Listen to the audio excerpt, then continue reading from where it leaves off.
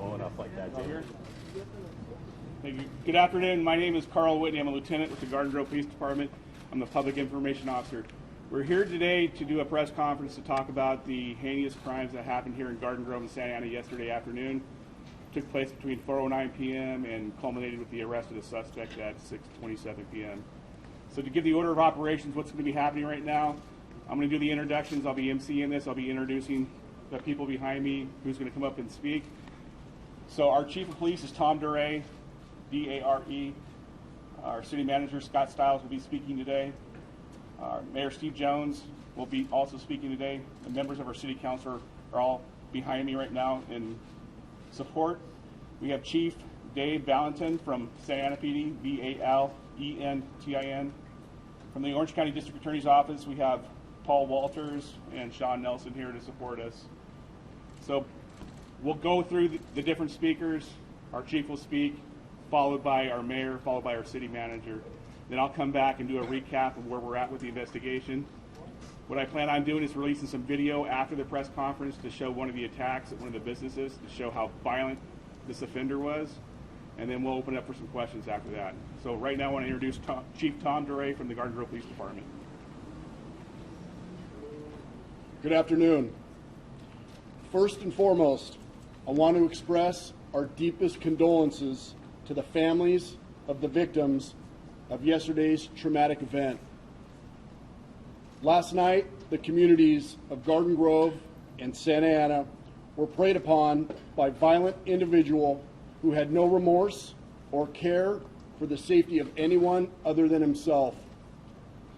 As the violent acts continued, the Garden Grove Police Department deployed all personnel to the area.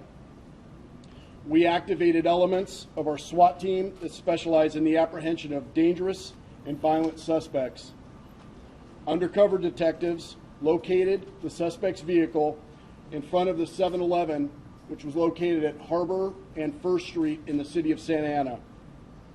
As the SWAT team and undercover investigators began to converge in the parking lot, the suspect exited the 7-Eleven armed with a handgun and a large knife. As officers began to give commands, the suspect quickly dropped the weapons and surrendered to officers. It is my belief that the Garden Grove police officers' response and apprehension of this individual saved the lives of many other community members. I would like to commend the Garden Grove Police Department for their quick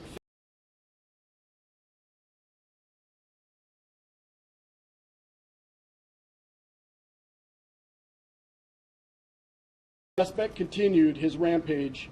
He could have injured or killed many other innocent people.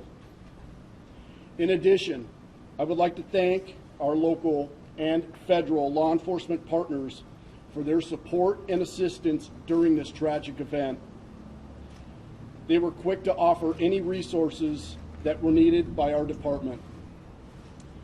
This suspect is identified as Zachary Castaneda, who has been identified as a documented gang member. This person should have been in prison and not allowed to be in our community committing these violent acts. Based upon his prior arrest record, he is a violent individual who should have never been considered for early release based upon Assembly Bill 109. As a police chief, I implore our policymakers to reevaluate their policies on criminal justice. The pendulum has swung so far that it is increasingly difficult to keep our communities safe from the rise in violent crime. California law enforcement agencies have been crippled by Assembly Bill 109, and offenders are not being held accountable for their crimes. Our community becomes vulnerable when these criminals are released back into society and are able to commit further acts of violence. Again, our thoughts and prayers are with the families of the victims of this violent act. Right now I'd like to introduce our mayor for Garden Grove, Steve Jones, to say a few words.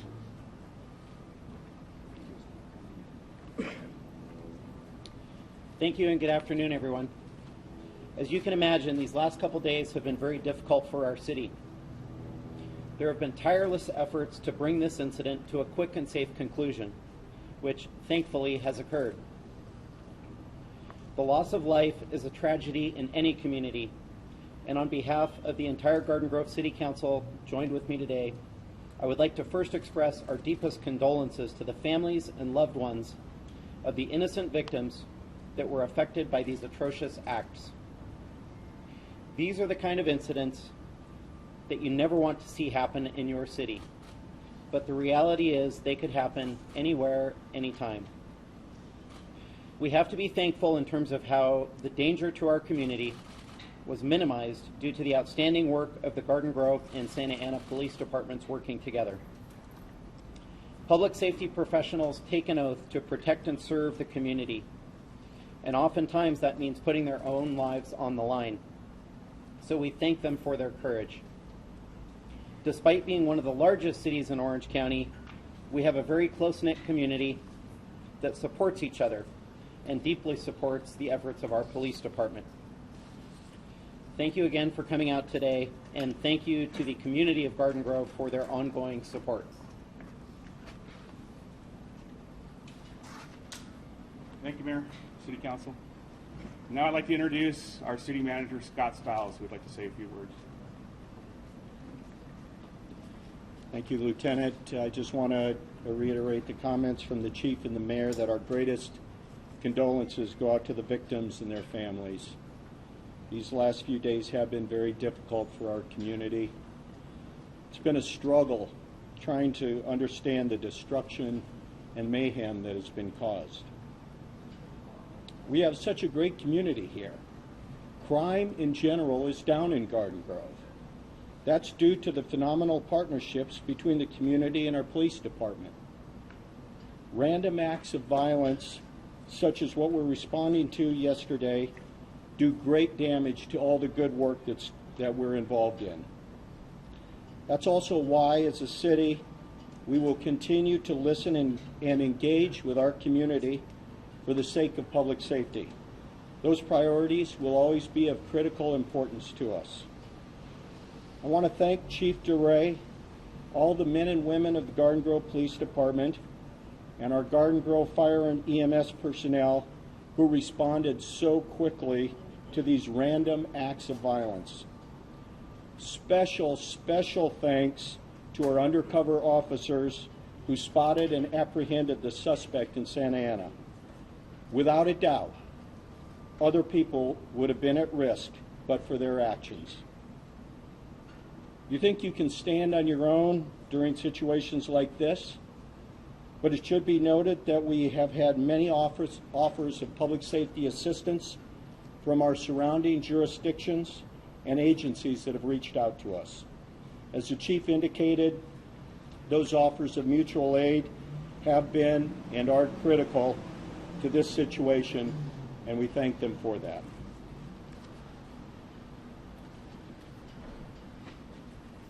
Thank you, sir. Now, just to recap where we're at right now, I want to go over the timeline of what happened yesterday. Our first call to the police department happened at 4:09 p.m. in the afternoon.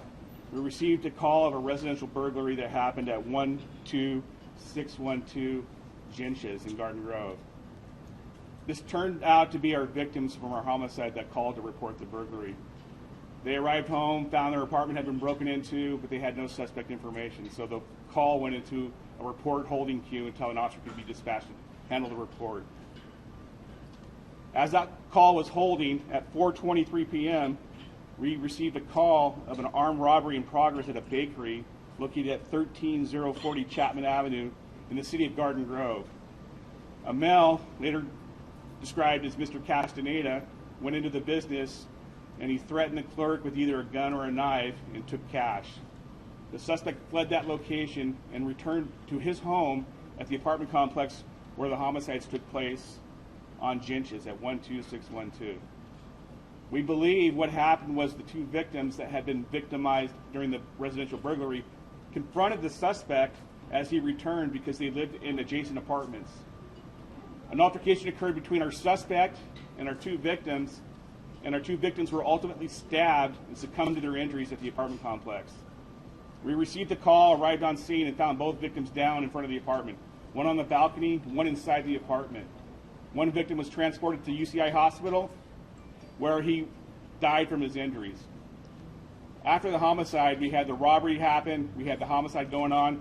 We received a phone call back to our communications center at 5:39 p.m. about another armed robbery matching the same suspect description. This robbery occurred at the Cash and More business located at 12845 Chapman.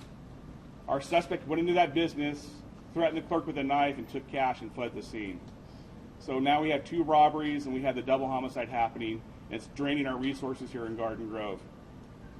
At 6:06 p.m., another armed robbery happened at Best One Insurance. This was a savage attack. I'm going to release this video later on where it shows the victim, a 54-year-old employee inside the business, was doing her daily operations of her business, sitting at her desk, feeling safe inside a business. Nobody expects to go to an insurance company to be attacked and almost killed at the time. Our suspect walks into the business, confronts the female victim, and without provocation, he stabs her multiple times. I'll release this video after this press conference today. After that stabbing happened, there was a check cashing business in the back of the same insurance company. That female victim threw cash at the suspect. He took the cash and fled the business. After that attempted murder and robbery, we received another phone call at 6:09 p.m. from a person reporting a stabbing that happened at the Chevron station, which is near Harbor and Banner in Garden Grove, just north of the 22 freeway. Our 44-year-old male Hispanic victim was pumping gas. Our suspect was also getting gas at the same location. Sometime during this altercation, our suspect produced 2 large machete knives, attacked our guy who was pumping gas into his truck, nearly severing his nose off and stabbing him in the back. Our suspect, at that time, after he attacked this guy savagely, returned to his vehicle, finished pumping gas, filled off his tank, and then he drove off southbound on Harbor Boulevard towards the city of Santa Ana. At this time, we're making radio announcements across the Orange County. We're asking for assistance from other agencies to be on the lookout for this suspect. Our undercover detectives who were here at the station suited up, put their vest on, and went out hunting for this individual. We had no indication where this guy was going to go, but our detectives were on spot and went looking for this suspect. A short time later, our detectives found our suspect vehicle at the 7-Eleven at Harbor and First Street in the city of Santa Ana. Within a minute of locating the vehicle, our suspect came out of the 7-Eleven store armed with a handgun and a large knife.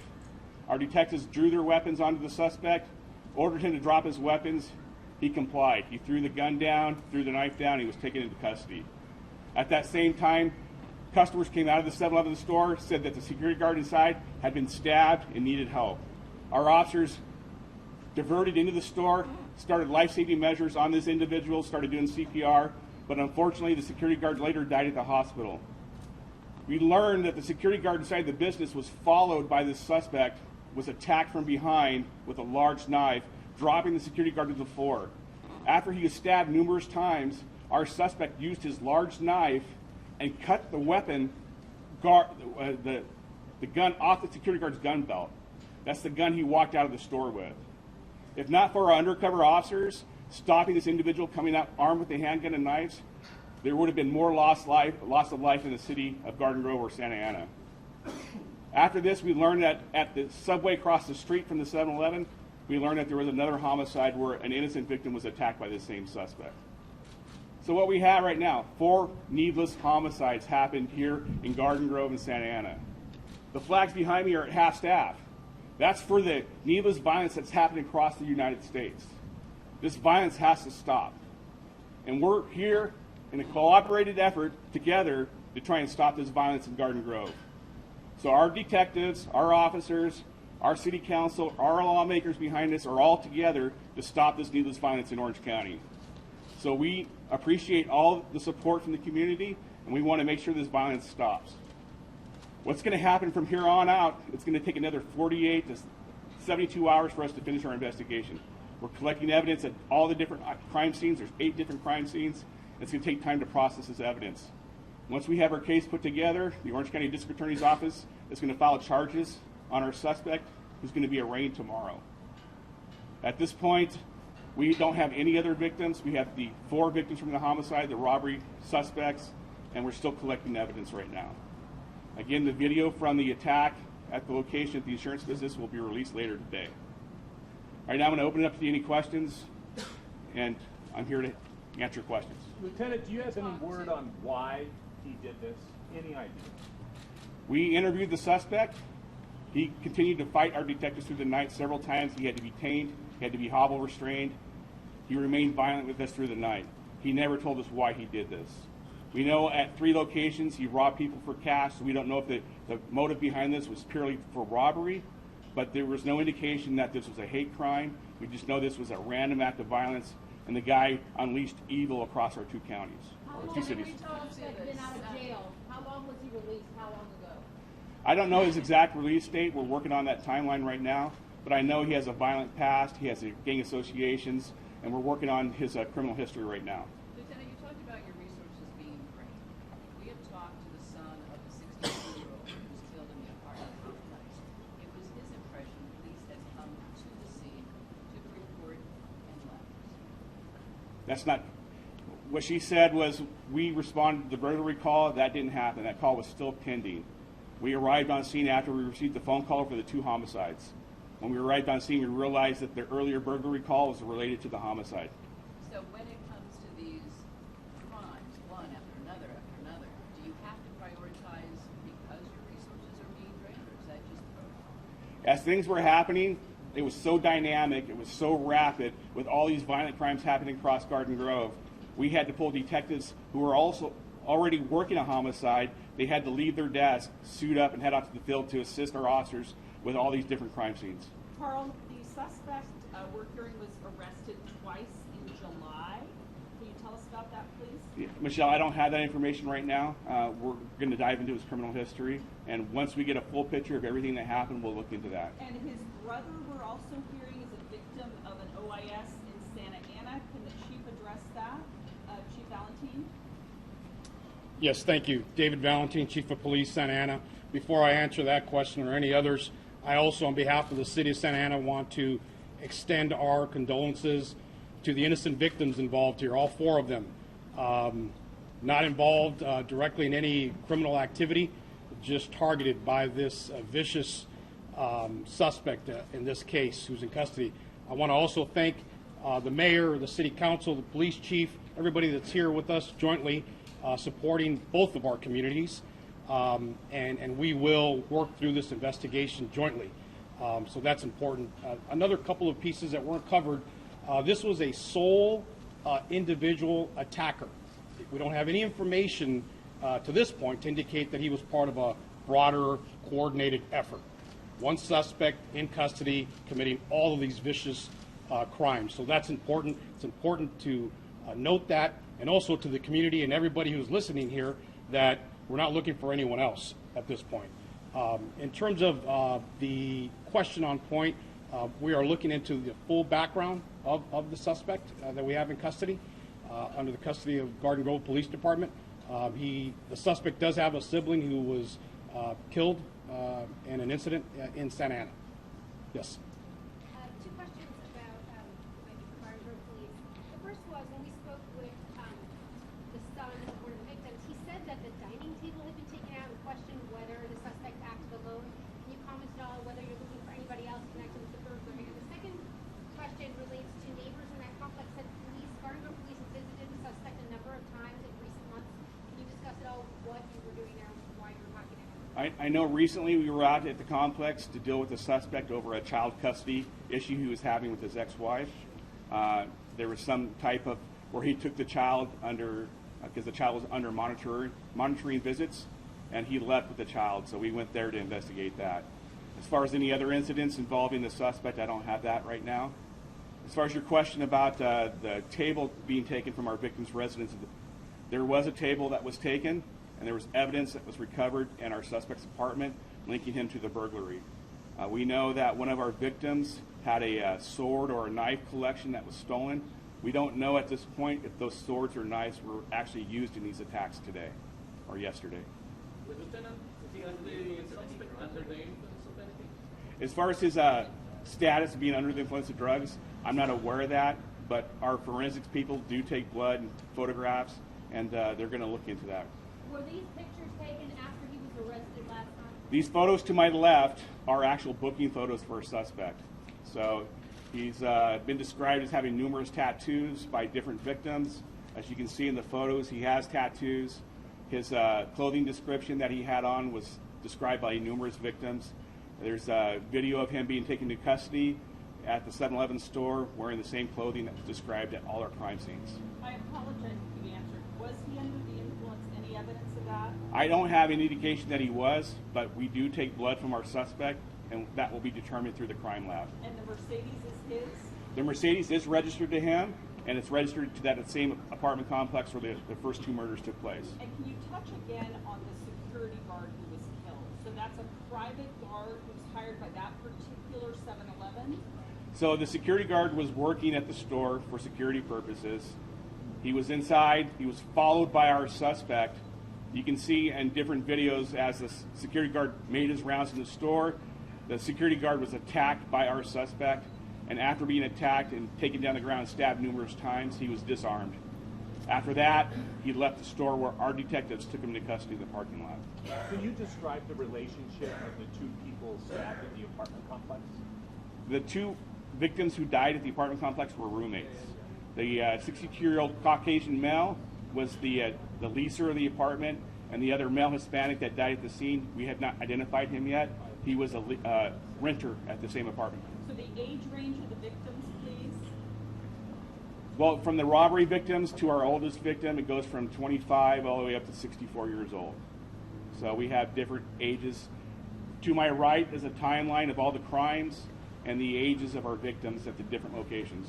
Is there anyone from the DA's office, Sean, are you willing to address whether the district attorney's office will explore seeking the death penalty in this case? So obviously the police agencies haven't finished their work, but we're well aware of this. The district attorney, Mr. Spitzer, happens to be on vacation, but those decisions, he's in touch with us. He has been this morning.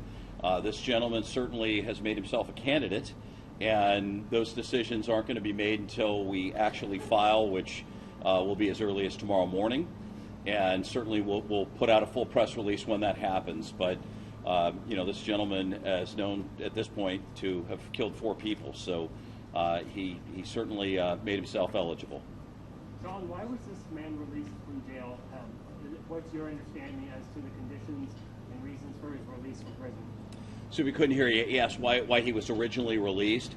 I assume you're all aware the status of the law in California is to continually pursue earlier and earlier release of people incarcerated and to continually deschedule serious crimes to more minor offenses. And so, I think the struggle that you heard from the opening remarks from the chief is it's hard for a lot of us to understand how this could be possible.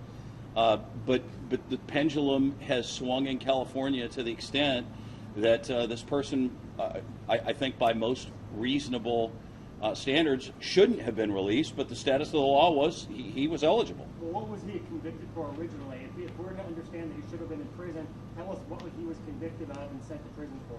So I have seen his rap sheet this morning. I apologize I didn't commit it to memory. And I don't. It's obviously all public record. I don't know if Chief Walters. What's the top thing he was convicted of? The highest level felony. What's the highest level felony? Yeah, just got that, Chief. So he was convicted for possession of methamphetamine for sales while armed with an assault rifle. Thank you. Does anybody know if he lived alone or if there was family? Go ahead, say it again, Vicki. Did he live alone or did he have family? Anybody else living with him? I know at one point the suspect's mother was living at the apartment. She had called us a while back asking how she could get rid of her son through the eviction process. That information was given to her. We have not reached out to the mother and have not received any statements from her concerning this investigation. And updated conditions on the victims. The male victim at the gas station is a 44-year-old male Hispanic. He's undergone some surgeries, trying to reattach his nose to his face, but he's expected to survive. The female victim, the video I'll release later on, she's gone through some surgeries. I was told at one point when he stabbed the victim, the knife nearly missed her heart. So she's going to be in the hospital for some time till she recuperates from her injuries. But she is going to survive. Are they both Orange County residents, do you know? They both are Orange County residents, yes. Has anyone given any statements as to what he may have said or indicated while he was undergoing these attacks? The witnesses we talked to said there was nothing the suspect was saying to our victims. He just savagely attacked these people, and for some reason it was totally unprovoked. The subway incident, the guy was stabbed. He was not an employee. He was a customer that was stabbed there, and that investigation is being conducted by Santa Ana PD, but there was nothing that was said that we've learned from that. So where was he when he was stabbed? Which person? The subway adjacent. Yeah, I haven't heard that. That's being handled by Santa Ana PD investigators, but I know he was either inside the business or just right outside the business. And what did he say when he was taken into custody? Where at? Initially, by officers. 7-Eleven. Yeah. I know at one point talking to our detectives, our suspect was covered in blood from these different crimes. And at one point he told one of our investigators that that was not blood, it was tomato juice that he had on him. So, again, the suspect remained violent with us. He struggled with our officers being taken into custody. Back here at the police department, he continued to struggle with our officers. At one point, he was handcuffed. He slipped his handcuffs and put him to the front. So he remained combative the entire time he was here. Any history of mental health issues? I'm not aware of that. So I just know he's a violent offender. And for Chief Abidjan, you said something about Yes, ma'am. his sibling, sitting with the LA Times that way. You said something about his sibling having been killed in some kind of incident. Was that an officer-involved shooting? Yeah, it's my understanding it was not an officer-involved shooting, the homicide It was a homicide. in our city. Yes. Lieutenant, a quick clarification. 7-Eleven says that this security guard was not employed by the store. The lady next door said he wasn't, and you're saying he was. I just want to clarify. Well, I'm just being informed that he was not employed by the store.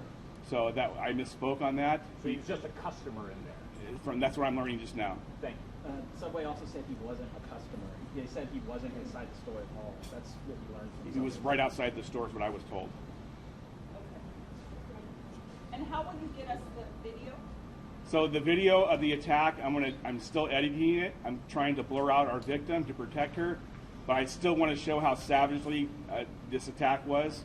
I'm going to Dropbox it to the media with a Dropbox link, and you guys should receive that probably within an hour. Do you have a date of birth handy on Do you have our suspect date of birth? He's 33 years old. I don't have his date of birth with me right now. Thank you. Any other questions? Again, I want to thank the public for tuning in and listening to us, and I want to thank the media for being here to help us get this word out. We got to stop these acts of violence in Garden Grove, Santa Ana, and across the United States, and we need the help of the public to help us do this. So thank you very much. One last question. Is he a native of Santa Ana or of Garden Grove? Is he from? Our suspect, he lives in Garden Grove. He lived at the apartment complex where the homicides. His date of birth is 2/6/1986. 2/6/86. Can you repeat his name again? Zachary Castaneda. Okay. Thank you. Thank you, everyone. Originally from Garden Grove or no? I don't know where he was originally from. Zachary, Zachary, and Castaneda. Castaneda.